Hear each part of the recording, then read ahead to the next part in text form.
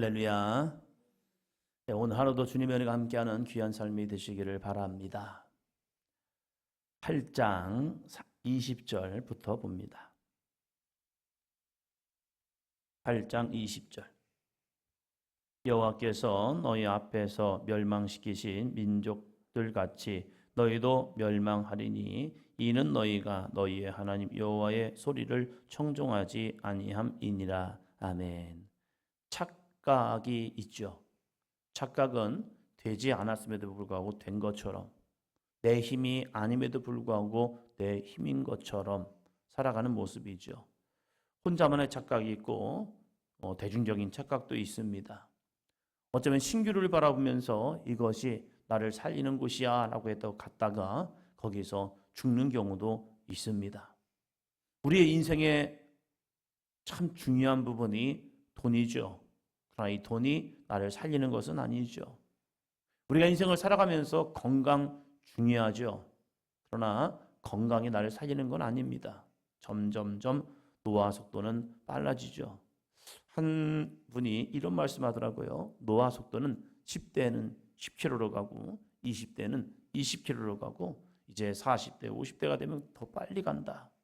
그만큼 노화 속도는 빨라진다. 어쩔 수 없는 세월의 모습이죠. 이스라엘 백성들이 이제 가나안 땅에 들어가서 가나안 땅을 취해야 합니다. 얻어야 합니다. 그럴 때에 분명히 전쟁을 할 때는 깨닫게 됩니다. 이거 우리의 힘이 아니야. 이거 우리의 능력이 아니야. 그러면서 고백하는 게 있죠. 하나님의 은혜입니다. 그런데 그 은혜도 시간이 지나다 보면 은혜가 아니라 자연스러운 현상이 되고 있다는 사실입니다. 오늘 우리가 숨을 쉬는 것, 오늘 우리가 이렇게 새벽에 나와 기도할 수 있다는 것, 그거 정말로 하나님의 은혜이죠. 그런데 그 은혜가 어느 순간에 당연한 것이 되고 때로는 그것이 무거운 짐이 되기도 하고 있다는 거예요. 아닙니다. 새벽에 나올 수 있다는 것은 주님의 은혜입니다. 그 은혜를 기억하면서 하나님 오늘도 나를 은혜 자리를 부르시고 하나님 이곳에서 꼭 해야 할 게 있는 거죠. 오늘 20절 말씀에 이렇게 말합니다. 여호와께서 너희 앞에서 멸망시킨 민족들 같이 너희도 멸망하리니. 이스라엘이 하나님의 풍성한 은혜를 누리다가 어느 순간에 멸망할 거라는 거예요. 아, 왜 우리에게 이런 말씀하십니까? 인생이 가는 여정이더라고요. 흥하다가 쇠해지는 것. 근데 왜 쇠해질까? 이게 중요하죠. 인생이 살다가 죽음을 맞이합니다. 죽음을 맞이하는 이유가 무엇입니까? 성경은 분명합니다. 우리가 주님의 하나님의 은혜 가운데 살아갔더라면 우리는 생명나무의 열매를 먹음을 통해서 늘 새롭게 거듭나는 은혜의 삶이 될 줄로 믿습니다. 그런데 그 생명나무의 열매를 먹을 수가 없는 거죠. 왜 그렇습니까? 무엇 때문입니까? 성경은 분명히 얘기합니다. 죄였다. 하나님의 말씀을 듣지 아니한 죄. 내 생각이 선악의 기준이 되어서 하나님의 말씀보다 이것이 더 옳아. 이게 인간의 죄악된 모습이죠. 스스로의 선악을 판단하여서 이게 옳고 저것은 그르다라는 것이 기준이 내가 된 거예요. 그 모습 속에서 착각하고 있다는 거죠. 나는 잘하고 있어. 나는 하나님의 말씀을 듣고 있어. 이스라엘 역사를 보면요. 이스라엘이 그래요. 하나님은 너희들 틀렸어 라고 말하는데 아니야 우리는 옳아요 라고 하고 있는 거예요. 선지자들을 통하여서 하나님의 말씀을 통하여서 야 너네들 그릇된 길로 가고 있어. 우리 열심히 하고 있는데요 라고 하면서 하나님의 말씀과 백성들의 이 길이 다르게 되고 있다는 거예요. 왜 그러냐 이거예요. 무엇 때문이냐 이거예요. 영적 착각 때문이죠. 나는 이렇게 하기 때문에 나는 저렇게 하기 때문에 나는 어떻게 하고 있어 하면서 스스로 보면서 나는 잘하고 있지. 하나님은 모세를 통하여서 이스라엘 백성들이 장차 임할 모습들, 외적으로 보면 이 120살이 된 모세의 높아심일 수 있고 영적으로 보면 하나님께서 그들의 가는 길을 뻔히 아시기에 미리 경고하심을 통하여서 너희는 그러지 마, 너희는 그러지 마라고 하고 있다는 사실이죠. 여러분, 이 신명기 말씀까지는요, 이스라엘 백성들에게서는 토라, 하나님의 율법서입니다. 다른 것은 좀 모르더라도 이 율법서를 낭독할 줄 알아야 드디어 이스라엘 백성들의 성인이 됩니다. 성숙한 사람이 되고 있다는 거예요. 성경을 읽는 거 우리는 그냥 읽으면 되는 거지만 히브리 성경은 자음만 있지 모음이 없어요. 그래서 성경을 읽는 것 자체가 이게 진짜 어렵습니다. 신학교에서 이 히브리어를 배우는데 도대체 이걸 어떻게 읽으라는 거야. 그러나 지금 히브리어에는 모음을 넣어줘버려요. 그냥. 왜? 읽기가 너무 힘드니까.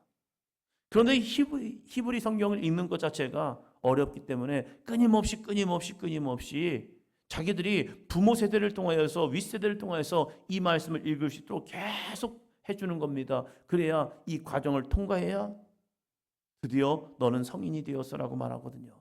그만큼 이 창세기, 출애굽기, 레위기, 민수기, 신명기는 그들에게 있어서 너무 중요한 말씀입니다. 그래서 이것을 읽어내는 거예요. 그런데 머리로는 아는데 자신은 마음 모르고 있다는 거예요.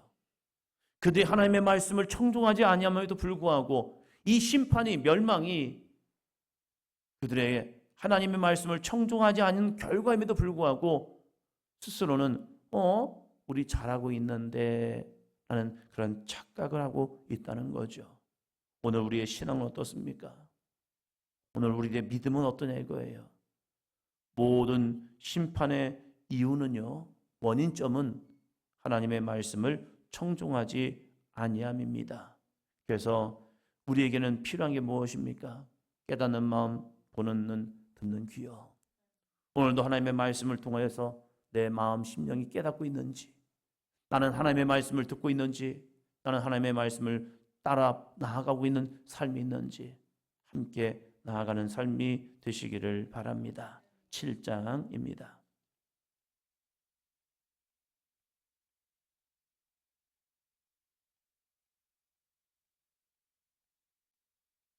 7장 4절 5절입니다.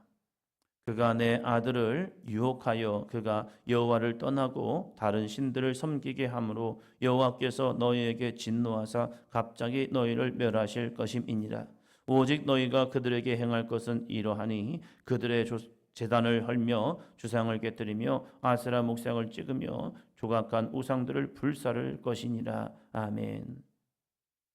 너희가 이제 가나안 땅에 들어가면 너보다 많고 힘이 센 7 족속을 멸하고 가나안 땅에 들어가면 가나안 땅에 들어가서 먼저 해야 할 것은 그들의 자녀와 혼인하지 말라. 그들의 딸들을 데려오지도 말고 그들의 아들들에게 네 딸을 주지도 마라 하면서 그들과의 단절을 이야기합니다. 그 이유가 무엇입니까? 그가 내 아들을 유혹하여 그가 여호와를 떠나고 다른 신을 섬기게 할 것이다.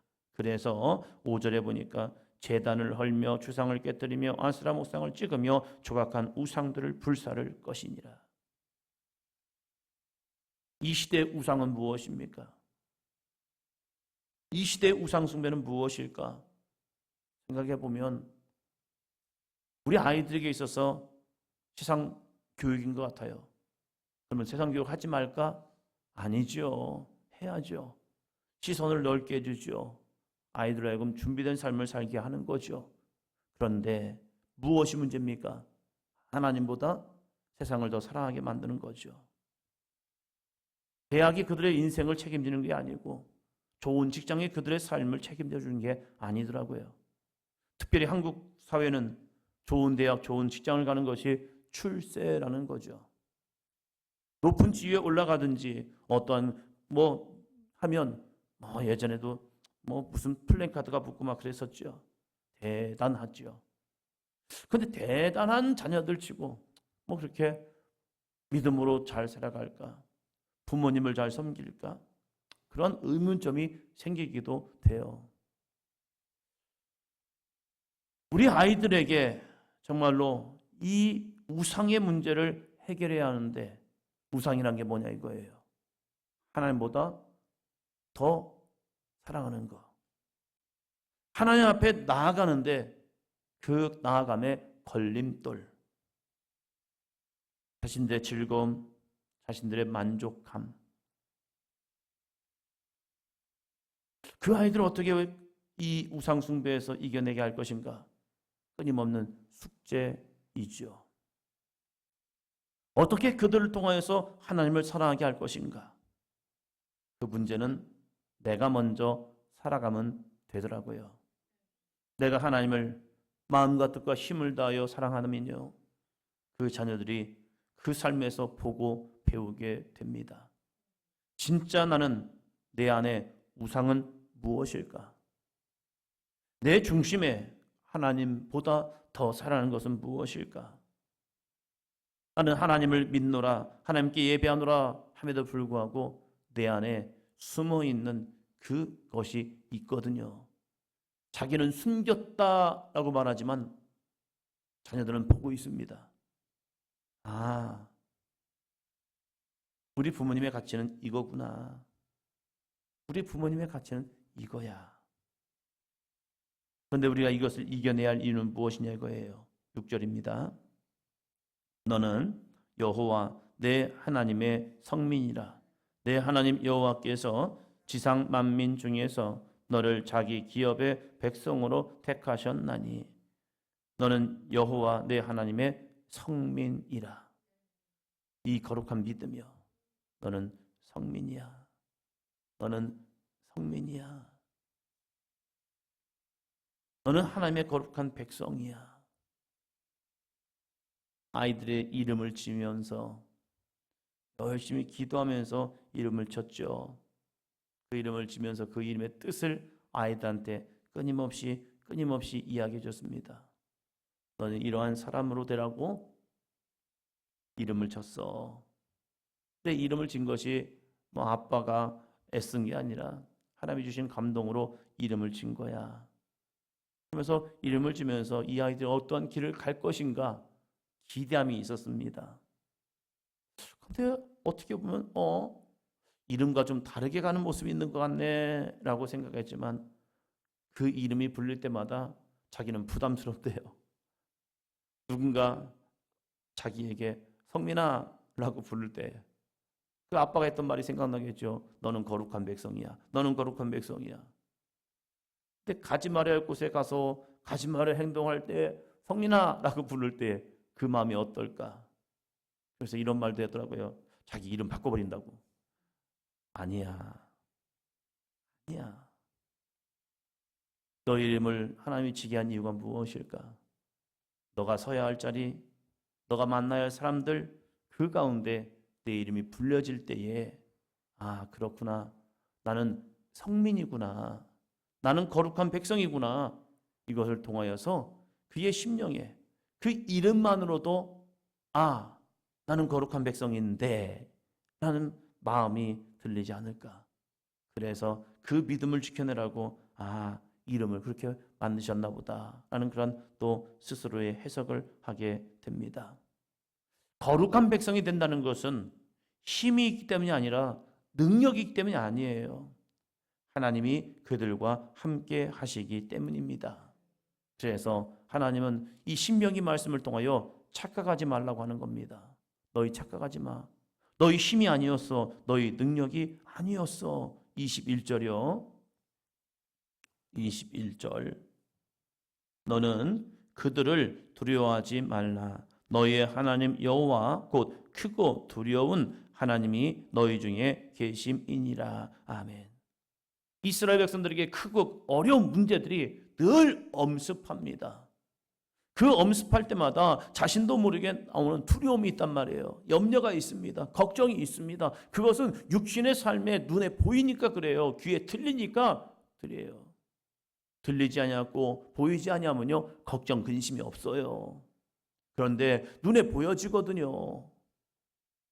문제가 내 귀에 들려오거든요. 그래서 사람이라는 것이 낙심하게 되고 잘못하면 이제 불평하고 원망하게 되죠. 그러나 하나님 우리에게 말합니다. 아니, 그렇지 않아. 그들을 두려워하지 말고 염려하지 마. 너희가 애굽에 있을 때 내가 너희를 건져낸 것처럼 저 가나안 백성들이 아무리 크고 너희보다 강하다 할지라도 중요한 게 있어. 너는 그들을 두려워하지 말라. 너희의 하나님 여호와 곧 크고 두려운 하나님이 너희 중에 계심이니라. 오늘 하루도 주님이 우리와 함께 하십니다. 그 전능하신 하나님께서 우리와 동행하고 계시다는 거예요. 그 하나님의 거룩한 의로운 오른손으로 우리를 붙들어 주십니다. 그 믿음 바라보며 오늘도 날마다 승리하는 저와 여러분이 되기를 축원합니다.